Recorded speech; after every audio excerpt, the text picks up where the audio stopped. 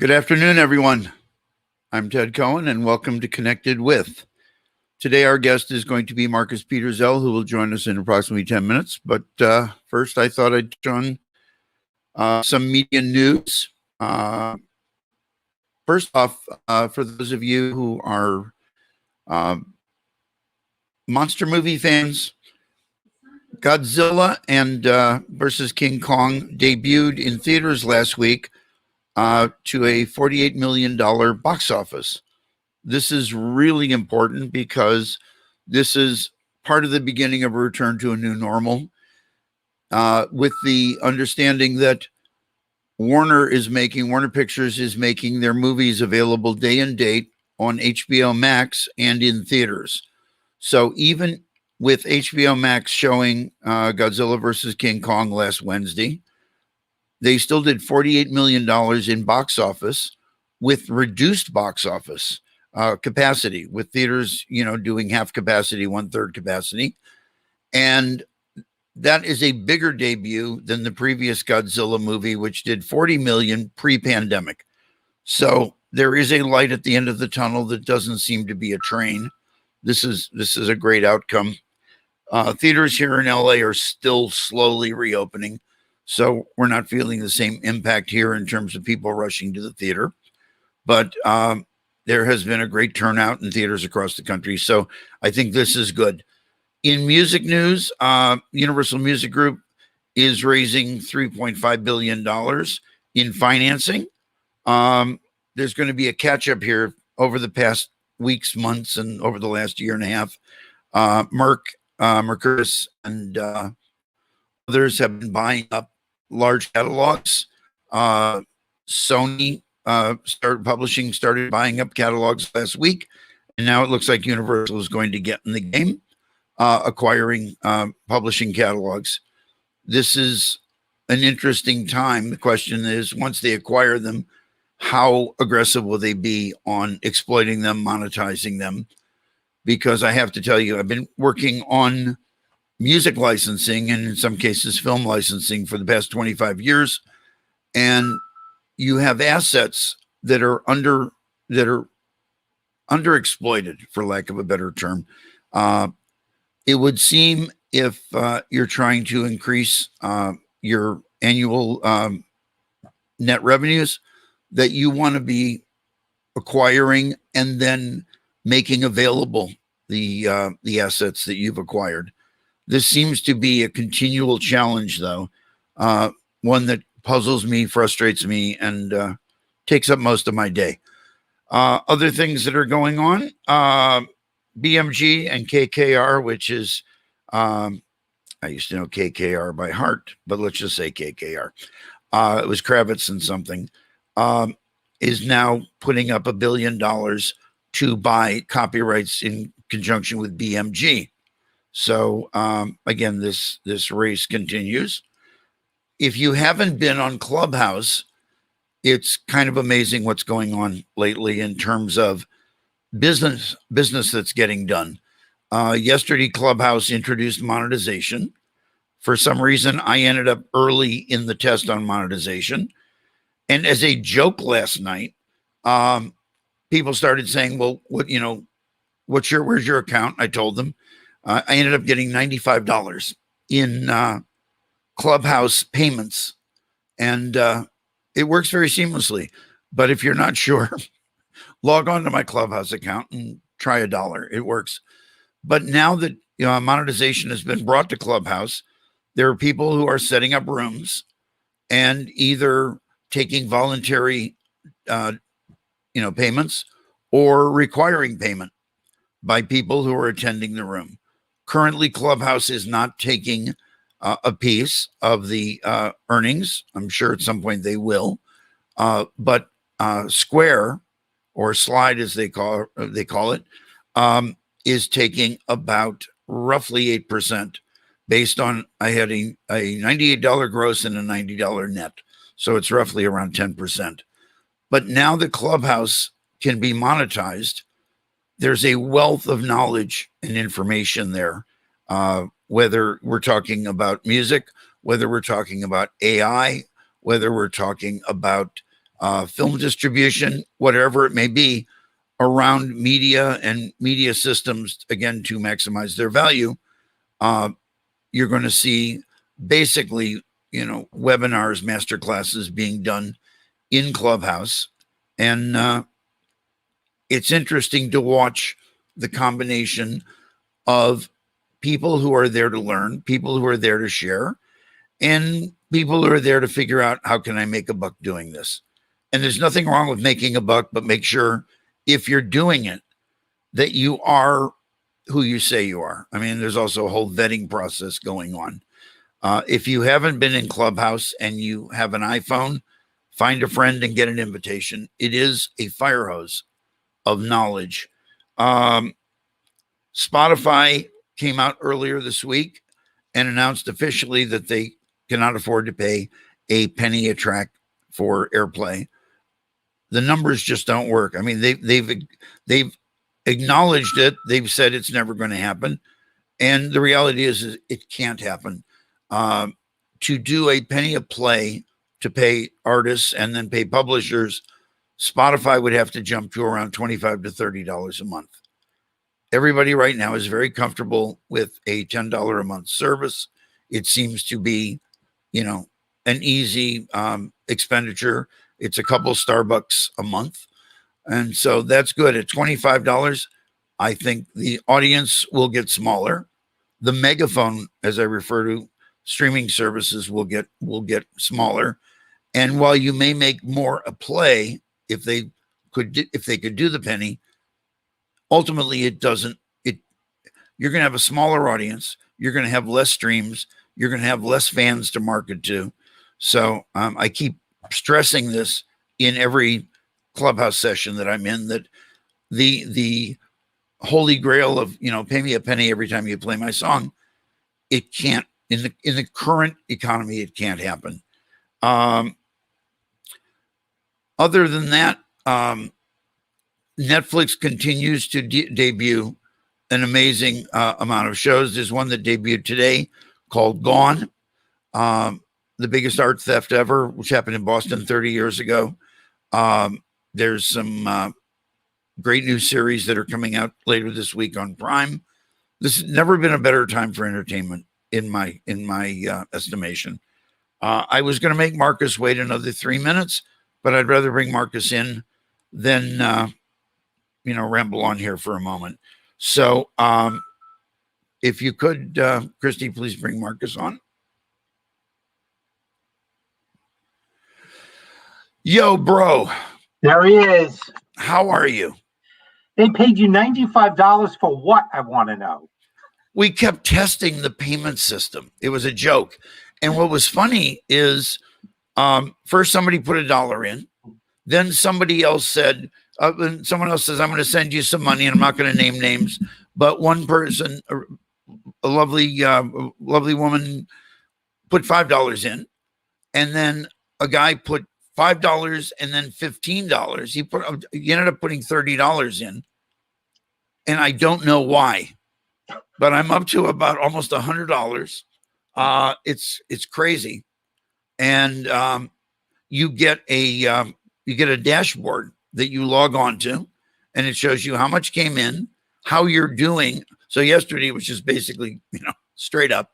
And it shows what they're deducting for service fees. And the monetization is going to be interesting. I think, if I said I'm going to do a room this Friday and it's a voluntary donation of $2 a person, right? It's, again, you're doing it through a digital wallet. I think it's going to be very lucrative for a lot of people, but I think everyone that's on Clubhouse right now, before they start paying people, you really need to check people's, we need to vet some people. There are some really smart people, and then there's some people that are declaring they're very smart. And when you start digging, it's almost like you're finding someone who's been in witness protection. They have a social security number that appeared 2 years ago, and it didn't exist before then. Being hypothetical here. So anyway, Marcus, it's great to have you here. We have known each other. You pick a number. It's too scary. It's way too scary. Well, I had to admit last night, Dan Steinberg interviewed me in Clubhouse, and he said, let's just put it on the table. Everyone teases you on how old you are. How old are you? And I said, I'm 72, but I don't admit it. I mean, in terms of, not to myself, I admit it to you. I don't feel 72 years old. I'm out scootering. I'm out running around. Maggie and I go hiking. When I run into people who are my age, from like, I'm going to Cleveland this week, and I run into, I'll see folks that I knew. They look like my parents. It doesn't feel like, you know what I mean? We've been very lucky to work in music and technology the last 30 plus years. And I think it keeps us young. So we've known each other at least 30 years. We'll leave it at that. Can you go through a short history of how did you get into music in the first place? Because that's where you started. And who gave you your first break? Well, that's a great question.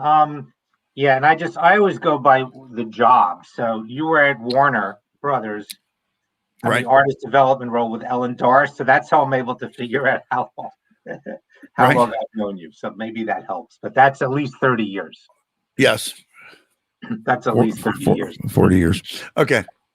So yeah, and we're both 43. So how's that work? So yeah, I started out and I do these things a lot. So I tell the same story, which is basically, but it's a true story. When I was in high school, somehow, and I don't know who promoted it, they're like, oh, we're gonna have a rock musician come to our gym.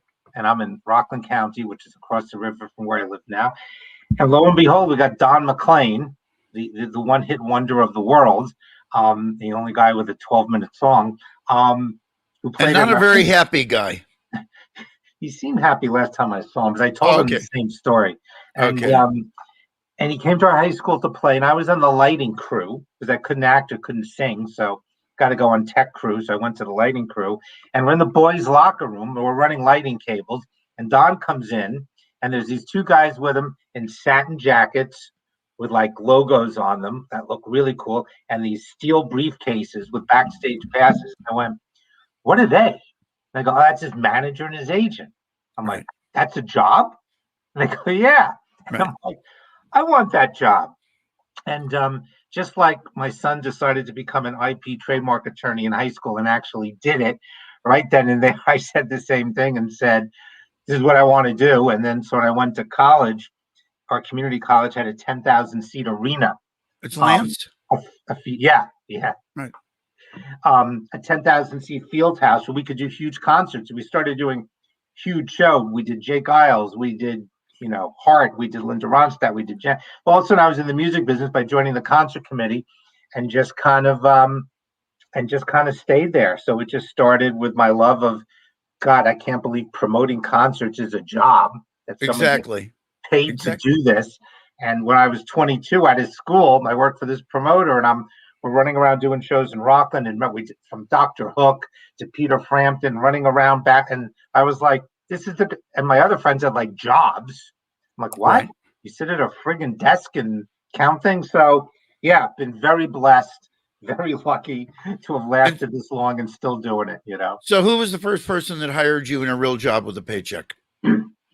The first guy was, I was working I'm not counting during college. I was working in the record store. And back then, both record labels, radio stations, and promoters would call the record stores, if anyone knows what they are, store reports, and go, "What's hot?" So I worked at the record store, and this guy would call me up. He was a promoter. He's since passed away, in the New York area, and he promoted shows up in Albany, where I was at State University of Albany, and he did shows at the neighboring college. And you go, "What's hot?" I'm not going to book. I want to book Little Feat. Are they moving units of the new album? And I would tell him. His name was Richard Cohn, and I would tell him. And then when I got out of school, he was like, and his office was actually close to Rockland County where I lived, and he offered me a job, $125 a week. Mm-hmm. So that was the salary back then, and here I was just doing all the promotions, the radio, the media buying, and That was the beginning. Crazy times. Very cool. You know, it's funny. Everybody, when we started out, everyone said, "Oh, well, you know, it was so glamorous."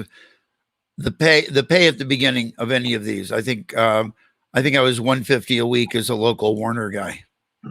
But I was going, they're paying me to do this. I mean, you know, the jobs we've had, it's like if they said one day, we're not paying you anymore, you have to pay us, and go, okay, how much do I have to pay you to keep doing this?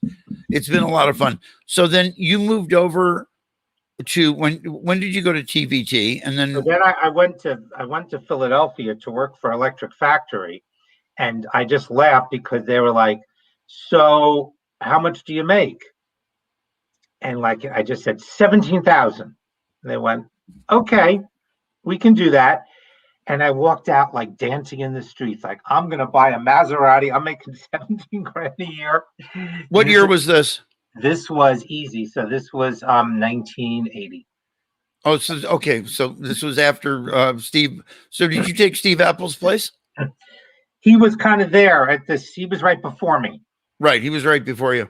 Steve and I. Electric Factory was an amazing. Electric Factory is a concert promoter, Larry Maggot in Philadelphia, and one of like five guys that I got, five men I got to know over the years.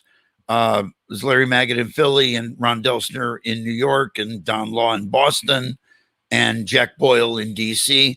And these guys were all characters out of a different version of Goodfellas in terms of the way they ran their markets. The market was, it was their market.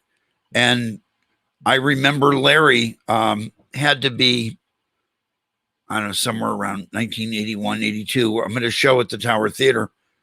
And Matt Damsker had written a bad review of a Electric Factory show the week before. And Larry's standing at the door waiting for him to walk in to review the show that was there that night at the Tower. I think it was Todd Rundgren, but I'm not sure. And Larry literally hands him the money back for his tickets and asks him to leave. Yeah. Because he had written a bad review.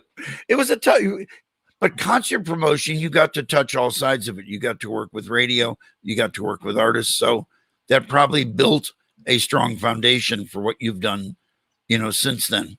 But those guys, you were right, were the titans. I mean, it was like 10 guys, Maggot and Bill Graham and Ron Delsner and Jack Boyle. Those are the titans. But how they changed. I remember when I was managing The Cure years later, we had to switch venues for the tour for some reason.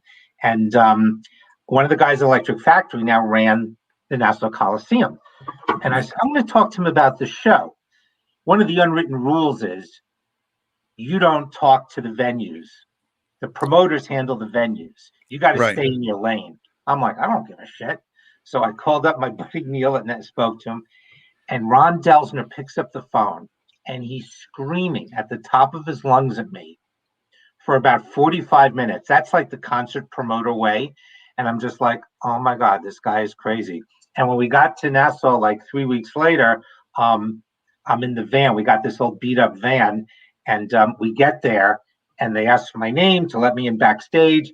And they were like, Delsner's crew said, you're not allowed in. I go, no problem, because the band's in the back with me. So we'll just leave and we'll see what 20,000 screaming. No, let him in. But that was then. And here we are 30 years later, 40 years later. They had a Woodstock show upstate New York here in Woodstock. And they had John Fogerty and Grace Potter. And my buddy Kenny Aronoff played drums for John Fogerty. So I went back with my son to hang out with the bands, meet everyone. So we're hanging out. When was this? In the summer, a year ago. Oh, you're the one that the crippled Woodstock. Yeah, the crippled. Okay, not the 99. The last one I was at was 99 with John Scher. Sorry, John Scher. No, this is literally a year ago. Okay, and I'm walking out with my son. This guy goes, Marcus, and there's Ron Delsner sitting in his little office there, trying to look for anything to. He goes, don't leave, sit down, let's talk. And everyone's like rolling their eyes. And here in a sport jacket. I can't even remember, but here he is. I never saw him without a sport jacket on or a suit. Everything changed. Yeah. All of a sudden, I was his best friend, and I think that's the thing in the industry is all the people who are hotheads during the day. Now it's like life's too short. Let's all play nice in the sandbox. Well, similarly, in 82, I believe it was 82, really quickly, and we'll get up to the present because the stuff you're doing now is much more interesting than my road stories. But I get a call in 82 from Larry Maggot, and he goes, Ted, you got to help me. I said, what's up? And, you know, I talk about that when Warner and Columbia, the labels, were working with the promoters back in the 70s, 80s, into the 90s, we could actually affect the outcome of a show. We could buy time on the radio stations, do giveaways, set up interviews at the station, contests, all that stuff, which could actually move the needle. It's not that important. Don't worry. You don't need to see that. I'm teasing you. And so Larry and I had become close. We had Warner acts coming through Philly all the time, to the extent, do you remember, I'll think of his name in a second, but Larry calls up and he goes, you got to help me. Says somebody told Nick Masters at William Morris that Prince shouldn't play at the Bijou. He should play at Emerald City over in Jersey. And I said, well, Larry, the new album just went platinum. Controversy went platinum. And, you know, the Bijou is 200 seats. And he goes, well, we'll add chairs. I went, yeah, but the band is now almost a 10-piece. There's more people in the band. And he goes, we'll build the stage out. I said, yeah, but Emerald City holds 2,000 people. The Bijou, and we go through the whole thing. He goes, look, you're my friend. I know you'll help me find out who told Nick that Prince should play Emerald City. I said, well, Larry, it was me. There was a loud utterance and then a click. Yeah. For the next 2 years, similar to the Delsner story you're telling, I would go to the Spectrum. I would be in the production office in that nice sort of bar thing in the Spectrum. Mickey, his wife, would hug me. Yep. Sid, I would talk with Sid. I would talk with everybody. I was invisible to Larry. That's right. He literally looked through me for 2 years. Then I left Warner. In 98, I get an invitation to come to the 30th anniversary of Electric Factory at that new building that he had built. And I go, and he's waiting at the door to meet everybody as they come in. And I walk in and he goes, oh my God, Ted, how are you? And he hugs me and he gets all teary eyed and he goes, it's been so long. How did we lose track? I said, well, you told me to fuck off and hung up on me. I literally said, you know, and he goes, I'd never do that to you. I went to the 30th. I went to the 40th. And then they had the 50th 3 years ago. Yeah. Never go to the 50th anniversary of a concert company. You find people that you knew that used to jump off stages. They're now on walkers and now in wheelchairs and walking and wheelchairs and canes. But I mean, that whole era and that era of label heads, because you worked with one of the most mercurial. I mean, I find him fascinating, but I never had to work for him. Steve Gottlieb. So you ended up at TVT with one of the most mercurial record people, you know, on the planet. How did you navigate that? You know, get past it and move on. It wasn't easy. It was quite a tough road. And it's probably a top 10 story for me, although I have to really write them down as my son has asked me to. But you know, the big signing we had, we actually hired this computer dude. We needed a computer guy. So my buddy Andy Tavel knew a computer guy from Europe. And we hired him, and he comes in one day. And anyone who tells a different story is full of shit and a liar. What I'm telling you now is fact. And he comes one day and he hands me this tape because I saw as Larry King saying, well, you heard it here first, folks. I saw Skinny Puppy last night. I love the opening act. He plays it for me. I'm like, ugh, that's like noise. And he goes, I'm telling you. I'm like, all right, play it for Steve. And he plays it for Steve. So he goes, oh, I hear it. I hear the vision. And that was 9 Inch Nails. Right. So I fully admit that I did not get it, but we signed them. And then they're like, CMJ's coming up. And CMJ was the shit in New York City. If you weren't playing CMJ, it was like not playing the New Music Seminar. I talked to Bobby yesterday. I talked to Bobby yesterday morning. I speak to him often. He's awesome. He's awesome. And Steve didn't come up from the music business, right? He was an attorney, Harvard trained. And I did, so I knew everyone. He goes, we got to get a gig at CMJ. So I call up CMJ, and they're like, oh, we're not even sure we got this band either, but Most of the venues are booked. So the place I hung out was the China Club. So I called the China Club. I'm like, Danny, you got to give me a gig during CMJ. They listen to the music, same thing. They think it sounds like shit. Tommy, the booker, was like, oh my God, it's Marcus, so do it. So we booked the gig. We're all set. We're going to have their first New York City live performance ever. And it's like 2 weeks before, and John Malm, the manager, calls me up and he goes, all right, so I need a check for, $426.18. Right. For what? He goes, for gas and tolls. Right. I go, okay. So I go to Steve and he goes, fuck him. He goes, I'm not giving tour support. We booked the gig, and my job is to sell music, and it's their job. Like, Steve, they don't have the money to drive from Cleveland to New York. Wouldn't every day I'd ask him, every day he'd tell me to get lost, get closer. And I kept telling John, like, yeah, I'm getting you the money, getting you money. And it was the day of the show, and I'm like, yeah, I have to. And I'm like, I'm screwed here. And I was making no money back then. Right. You all know when Pretty Hate Machine came out. And finally, it's about halfway through the show, and I'm sweating out, and Tommy Allen comes out and goes, ooh, who the fuck knew? The place is sold out. And I said, because by then the record had come off. So he goes, hey, can we settle? I go, huh? Tommy goes, let's settle. And I thought that was code word for we're going to smoke a joint. We go back in the office. He goes, all right, our standard rate's $3 a person. There was 200 people. There's your 600. I'm like, right. Oh. There's the measure for 26 and 87 cents. Right. That came out of my pocket, the $23 I paid. And that's how Nine Inch Nails got their first paid gig in New York City. Fantastic. So I got it. So for a moment, somebody used Nine Inch Nails as an example in a discussion the other day, saying how Trent evolved and how Trent basically recognized that his career could have these, moments where it rotates from, where pivots from being, this very admired, experimental artist to now, he's doing movie scores for a ton of movies. He's won Oscars. I mean, it's unbelievable. Did you see that in the band? I mean, once you quote got it, you didn't get it. You admit you didn't get it initially. Did you see the talent?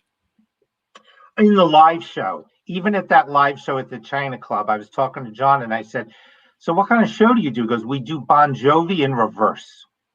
He goes, so instead of the lights coming down from the top, the lights come up from the bottom. And at that live show, I went, holy shit, now I get it. And I'll never forget, and Rick and I joke about it all the time. I wish, there was no emails back then. So Krim said to me in the phone, we will never play this video on MTV. Really? I love it. That was head like a hole. So, I love it. No, did I know he'd be the next Peter Gabriel, the next Todd Rundgren, the next genius that he is? Had no idea. He's unbelievable. And then me having managed The Cure, when The Cure were inducted, it was Trent who actually inducted him. So it all came full circle. So kind of crazy. When the pandemic started, I gave away my Cure box set to a friend of Maggie's. I said, I can't listen to this during this. I said, it's not going to be the Cure. It's not going to be the Cure. It's going to be the arsenic for me. So hello to Austin, Texas. Thomas, how are you? So we get into the 90s. You and I stay in touch, but I ended up at Philips working on CDI. You're doing work now with MTV. You were producing. It was after TVT, I went to run Fiction and manage The Cure. And then from there went to Music Marketing Network. But you were producing some shows. You produced some shows for MTV, didn't you? Yeah. And then that was 81. So that was 80. That was before TVT. Oh, that was before TVT. That okay, was I'm sorry. 80s. When MTV went on the air, I opened up a music video production company. And the timing was right. So all these things were happening in Philly. The Go-Go's and the Police were playing Philly. They needed someone to cover it. The Stones announced a U.S. tour in Philadelphia. So I was there with crews covering all this. And Triumph was on tour. The Outlaws on tour. So I was producing all those shows. And then was the first guy with Denny Somack to take an MTV show and syndicated off of MTV. So we created a year-end show that Mark Goodman hosted, and we syndicated on CBS affiliate stations. So yeah, we had this whole music run, and then 15 years after that, I was up at A&E, who were running biographies. Right. And I watched a few of them, and I sat down with the A&E people. I go, I'd like to produce some of the biographies. And they laughed and said, get in line. We have 15 production companies that have worked with us for years. We've been to 10 that are standing outside. So you're number 11. And right. But can they deliver so-and-so, so-and-so? You could deliver, wow. right? I said, that doesn't sound good for me. And they go, well, what do you think of our music biographies? We just had Stevie Wonder and Madonna. I said, they were pretty bad. Right. Like, how are they bad? I go, I don't know. It's kind of weird to have a Stevie Wonder Madonna biography without music. And they're like, oh, you can't clear music. You can't get publishing and master rights. I'm like, I can. I said, you give me 3 music biographies. If I don't clear every hit song, don't pay me. And I got Liberace, James Brown, and Loretta Lynn. And that kind of created a whole new era. So did you work with Seymour then? Cy Heller? That's how I know Liz. He had how you met Liz, yes. But I believe he had passed away by then. He passed away pretty early. So we worked with the Liberace estate, but no, we would have interviewed Seymour. He was gone. Yeah. Right. It's interesting. I want to take a moment here and just say, you know, a lot of the Marcus does a lot of public speaking. I do a lot of public speaking. As you can tell, I talk a lot here. We've known each other a bunch of years. We've known people like Liz Heller a bunch of years, Regina and Patricia Joseph, Sandy Smallins. There are people that we've interacted with for literally decades. And I continue to stress when people ask me for advice, I go, play the long game, play nice in the sandbox.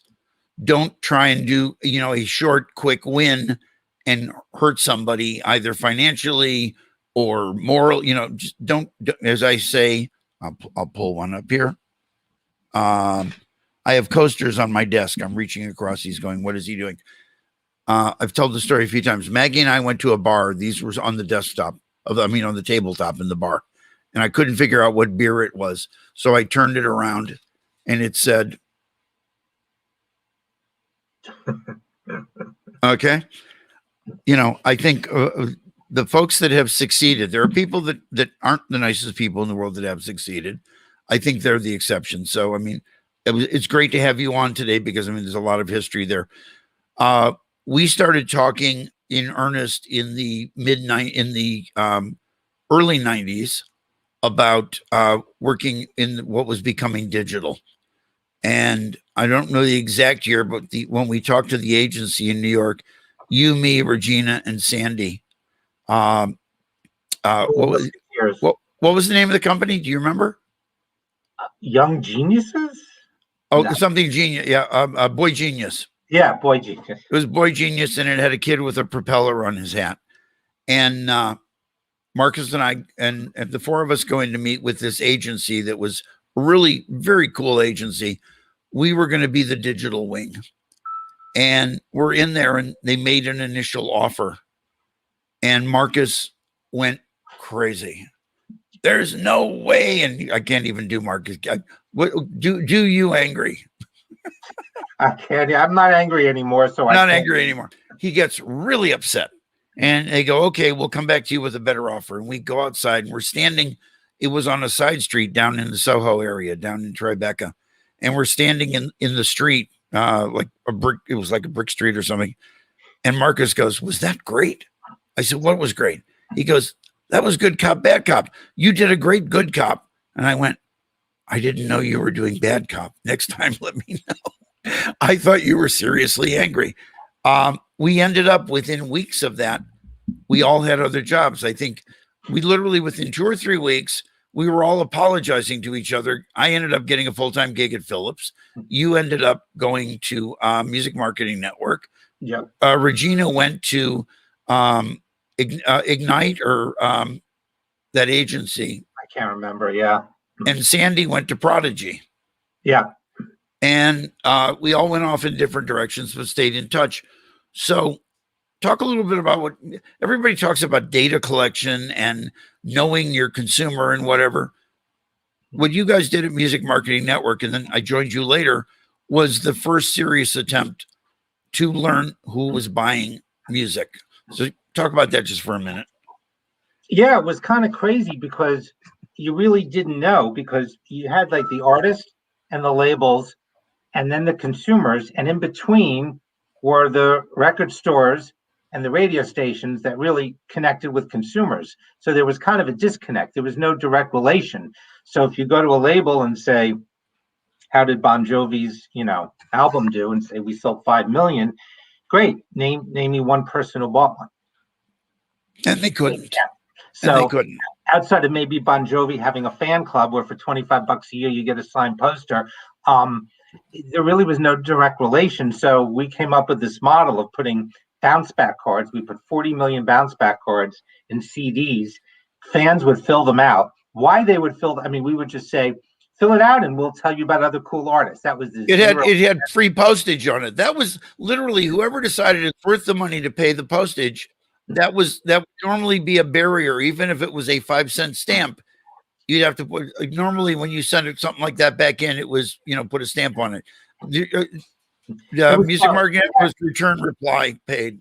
We had posted paid, and we had others were not, and people still would put a stamp on it. Oh, really? The only ones I saw were always postage paid. It's for 6 cents. And I still have some albums that my son will go, bounce back card that I haven't unwrapped in 30 years. So created this database of music buyers and then marketed back to them.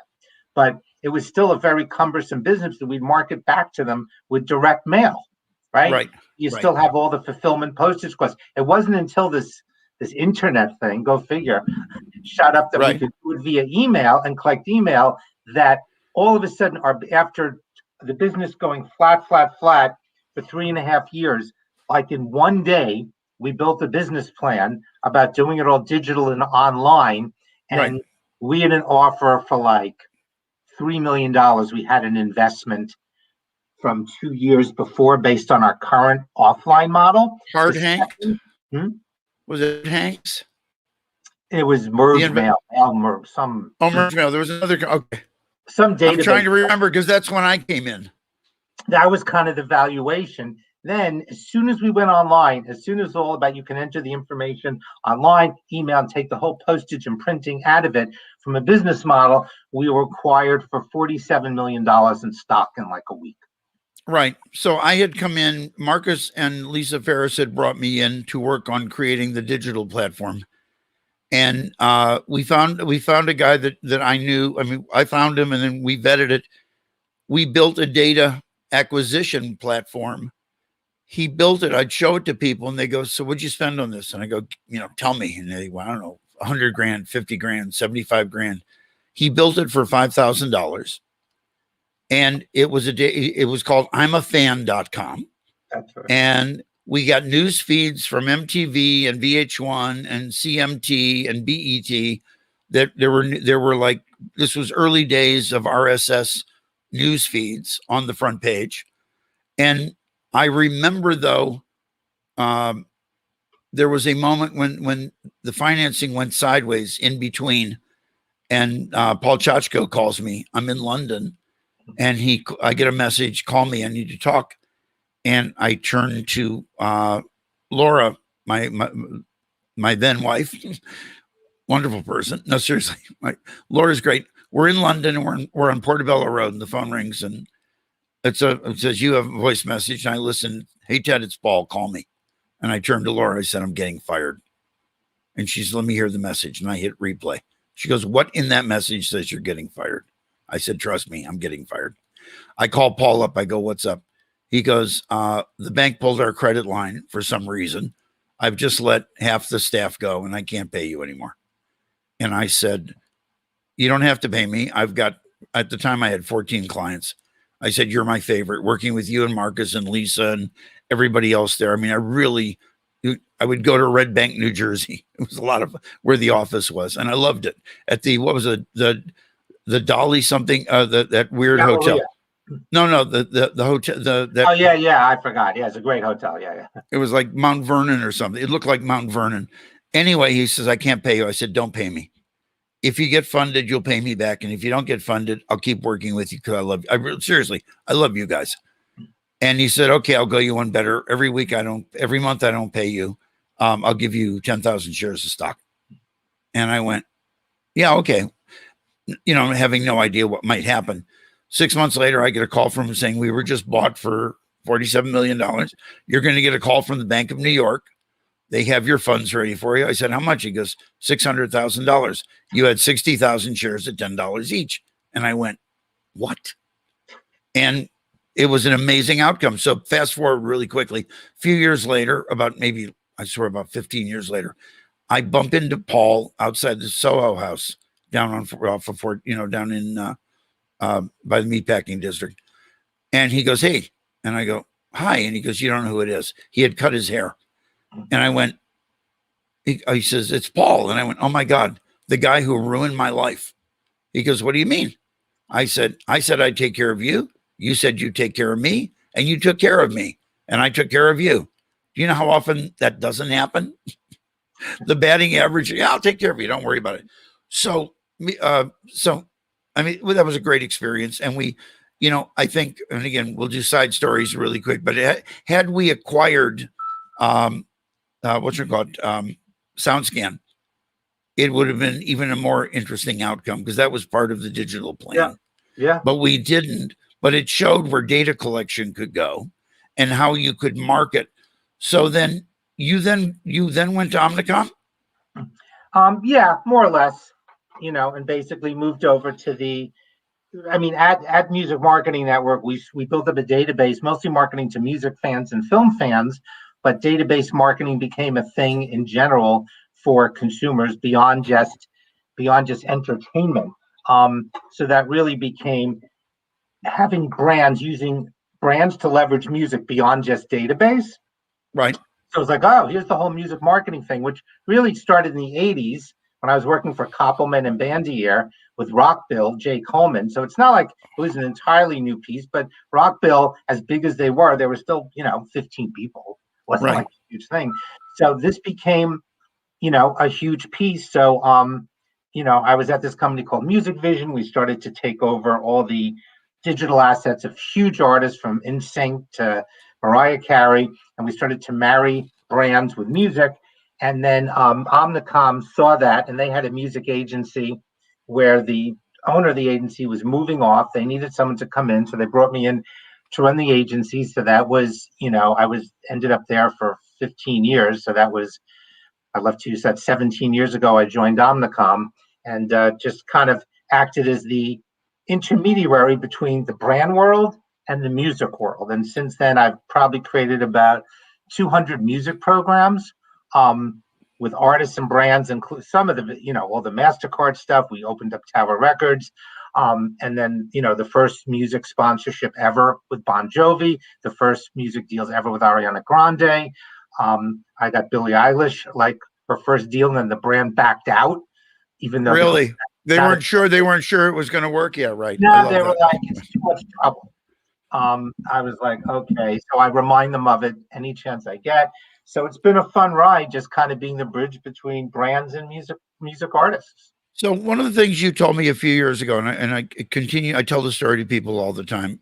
If you do what you do, and I'm not sucking up to you because there's no need, but if you do things with integrity and you do things with a good vision, it can work out for everybody. So can you talk a little bit about the Archer Daniel Midland project, the ADM project?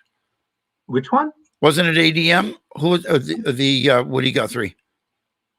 Oh, wasn't that ADM or no? That was for Farmland, the movie. Right. But I thought ADM funded. I thought they were involved. USFRA funded it. US Farmers and Ranchers. Okay. Yeah, that was. I'm sorry, my bad, everyone.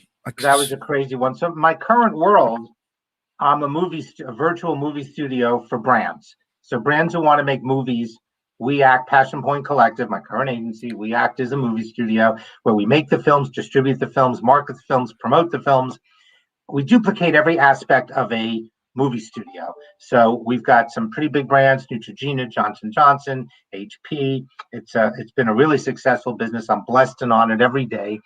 But we were doing our first film. I'm on number 24, but our first film was How Do People Grow Food in America? The U.S. Farmers and Ranchers gave me a budget to produce this movie called Farmland. We got James Mole, Steven Spielberg's director, to produce the film. And he said, at the end credits, I want like a cool ass band to redo This Land Is Your Land. So Everclear had covered it. I'm like, well, so that's not really cool because they already did it. So I called up Liz Phair and said, do you want to duet with Everclear? Because Liz was kind of between cycles. We got Liz Phair and Everclear to redo This Land Is Your Land. And I'm like, all right, we got to just clear the publishing. And I find the publishing company, huge publisher in Manhattan, but like one of the brick walls, not like Sony, not like Universal, where I call up my buddies. This one was a brick wall. You send in a request, maybe you'll get an answer, maybe you won't. So finally I get through, I get a license. I'm like, thank God. So then it's a few months later, and I'm like, all right, we got to execute the license, start doing the payments. And we contact them, get an invoice, and they go, your license expired. Look at your quote. It said 60 days. I'm like, it's 62 days. And they're like, that's right. Right. And you had 60, it's 62. I'm like, we'll just redo it. We don't want to redo it. The license has been rejected. The film was already locked. The music was in because I had the quote. And the film was being shipped to 160 theaters. To say I was fucked is to put it mildly. I was like, oh my God. And I couldn't get through to anyone. There was no, I don't think LinkedIn was, just barely, but they weren't on LinkedIn. So I had to call up Charlie Feldman, who we all know at BMI. Right, from BMI. Charlie, yeah, great guy. Charlie, do you know this publisher? He goes, of course. It's I forgot the guy's name. He goes, yeah, they're impossible. I go, Charlie, I'm begging. How long have I known you? Charlie knew my cousins, the Peterzells in Nashville. We go back 30 years. He goes, hold on. He finally gets, if it wasn't for Charlie, he finally gets me in touch with them. I'm like, what's going on? And they go, when the license expired, you wanted to renew it. We went to Woody Guthrie's daughter. She controls the estate.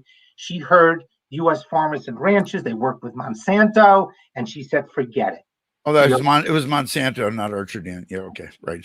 So your license is dead. I'm like, it's already shipped. Like, I am screwed. Like, I'm begging, and they're like, she flipped out. She will never like. I said, listen. And then Charlie got involved. Come on. I said, listen, I'm going to send you a cut of the film. No one has seen it outside of us. Put it in front of her. Put it in front of the daughter. Have her watch it. If she watches that film, and at the end, she thinks that it all does not represent the values of her dad, you'll never hear from me again. I'll pull the music. Right. She watched it, and she called me up, and she goes, I apologize. This was a brilliant portrayal of how people grow food in America. I'm not in love with who funded it, but this message needs to get out there. You have my song for $1. Wow. And those are, I think one of the things we've learned over the years, and again, this is another, now that I end up preaching from a mountain somewhere, is you can't give up. And and if you believe in what you're doing, there's a way to pull it off. And, you're going to find the person or someone who over the years, we've done it, whether it's, saving a gig that's going sideways or saving a film that you can't pull back or whatever it is. You just can't go, hey, well, I called, I tried, they didn't call back. Hey, I did my best. It's just, how else can I attack it? And how else can I attack it intelligently? Not just railing about it, but just how do we make these things happen? No, you're just starting to negotiate. So that was film number 1, and you're on film number 27? Something like that. I stopped counting. So tell us about 20. Tell us a bit about now 27, because it's got my one of the dream people in my life that I hope to meet someday. Yeah, well, luckily I can talk about it because we announced it on Monday. This one is funded by Neutrogena, which is part of Johnson & Johnson. For any of you who've gotten the vaccine, and it's called In the Sun. Right. And it's a great documentary that's executive produced by Kerry Washington, and it's all about the misconceptions. People think, I'm a teenage girl, I'm 13, I don't have to worry about skin cancer. Wrong. I'm a person of color. I'm dark skin, I'm not getting skin cancer. Wrong. Right. It just debunks all the myths. It's really a really well done doc with these two great directors, and it's going to go on video on demand on April 27th. And yeah, we're just having such a great time. And then we've partnered Neutrogena Studios. Now we're doing a young filmmakers program. Right. So we're really just acting as an extension of brands who used to be the old thing. Can brands be record labels? If you Google that, you'll see 10 articles. And the answer was no, they don't have the wherewithal. But can a brand be a film studio? Absolutely, yes. It's a completely different model than trying to break an artist. And especially with the video on demand platforms where we can upload films to Amazon, Netflix, Hulu, it's changed the world. So it's great to have just found this niche, as much as we still love, music marketing, and we're still doing all the music partnerships for Bowers and Wilkins. It's been a great run to do these films. Most of them are docs, and most of them are all pro-social. We're doing 2 films about amazing women in technology and science. So it's really fantastic. And they just announced today, PR Week announced the Brand Film Awards. And for the second year in a row, we've been nominated.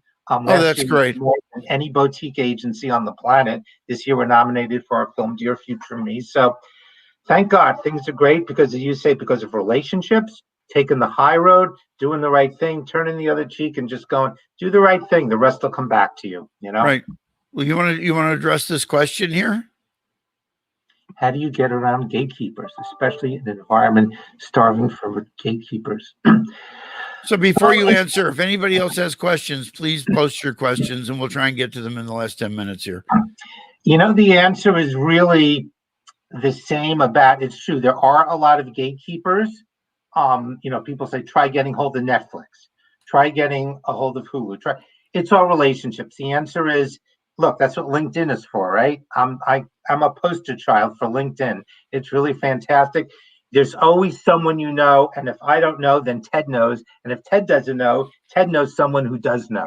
So just the story I just told with that publishing company, slammed the door on me, and I'm like, there's got to be a back door.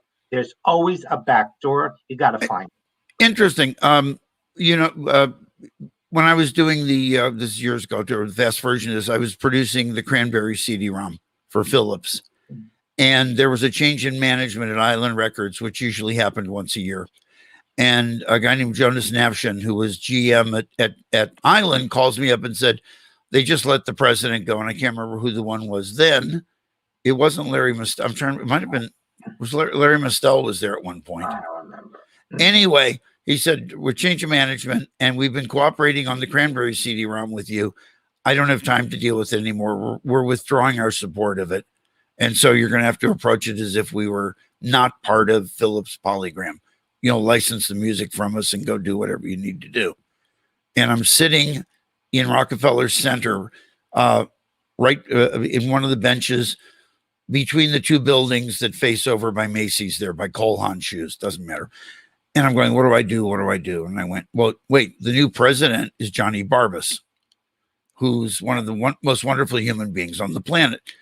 And I called Johnny up and I get him on the phone and he said, what's up? And I tell him the story and I go through the whole thing. I've been working on this for 2 years. And, Jonas felt that it wasn't, worth the time, whatever. And he goes, do you love what you're doing with it? And I said, yeah. Is it going to be great? Yes. He goes, okay, Pat, get Jonas on the phone. Jonas is patched in.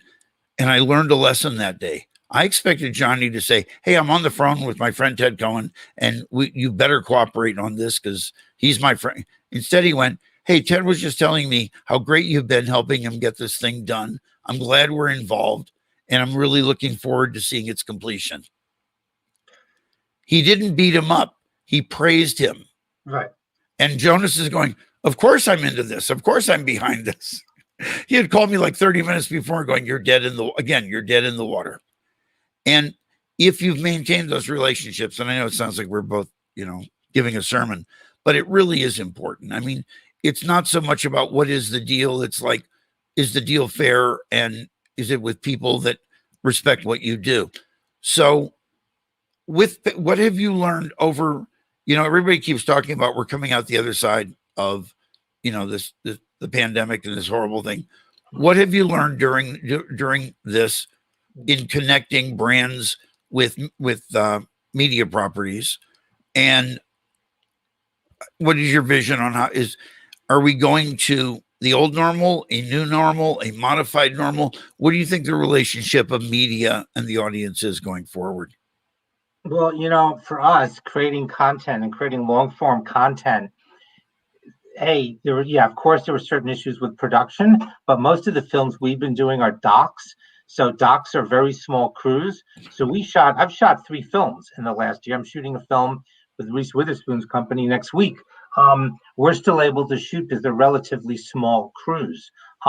So that's been fine. But really, since everyone's home and everyone's absorbing content at home, and we're creating content for home, it's actually flourished. So brands are like, wow, this is just a great opportunity for us. People are not going into movie theaters as much. So really, it's business has been great. Knock on everything I can knock on, right. Because how consumers are consuming content, we're creating content, and brands are realizing that the 60-second commercial, and I know that's been an ad week for 10 years that it's dying, but really, that's not the way to connect with your audience. Audiences are passionate about content, so you've got to get yourself in between that connection and passion point. Shameless plug for my agency.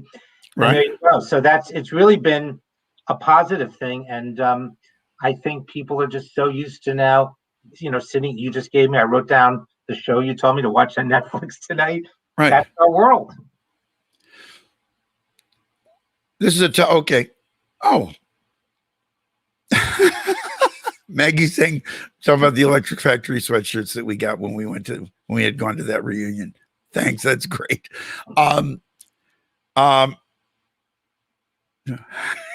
Post AD. I refer BC as before Cohen.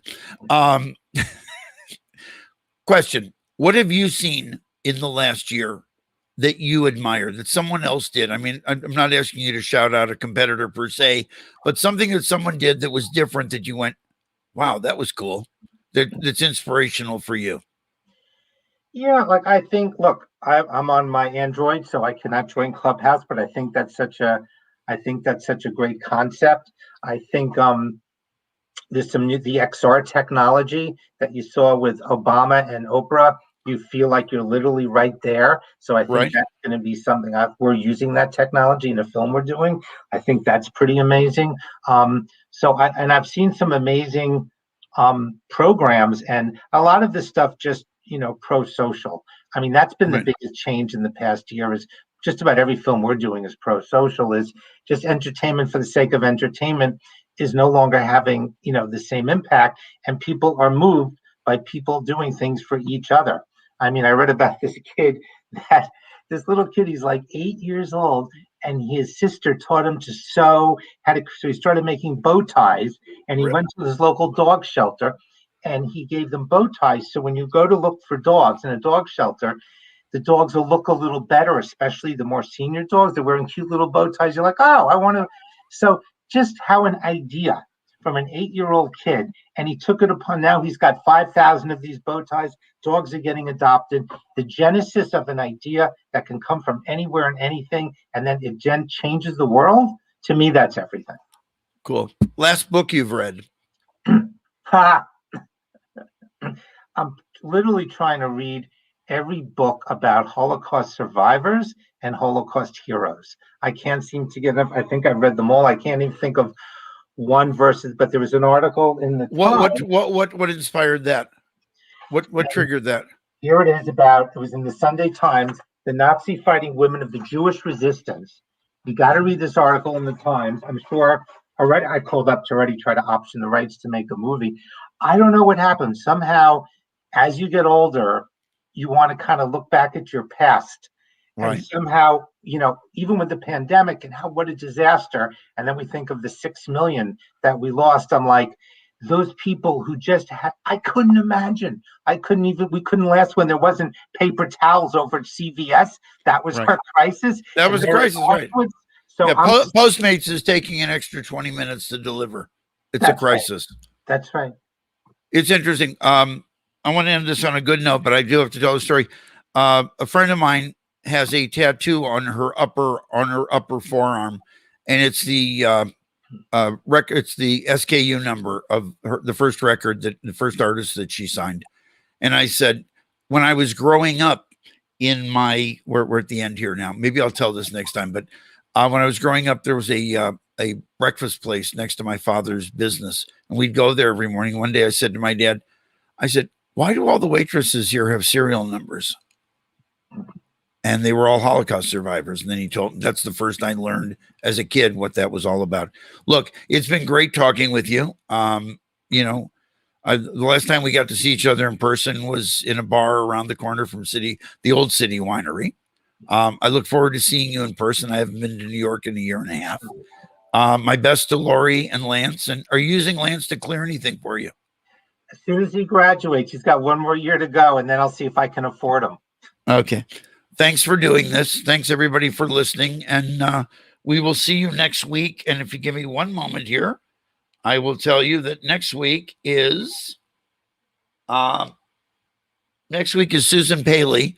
She's the CEO of droplabs.com. Check it out. Former CEO of Beats by Dre, and an amazing woman in technology, amazing person in technology, and just an unstoppable machine. So again, thanks everyone, and we'll see you next week. Bye-bye. Thanks, everyone.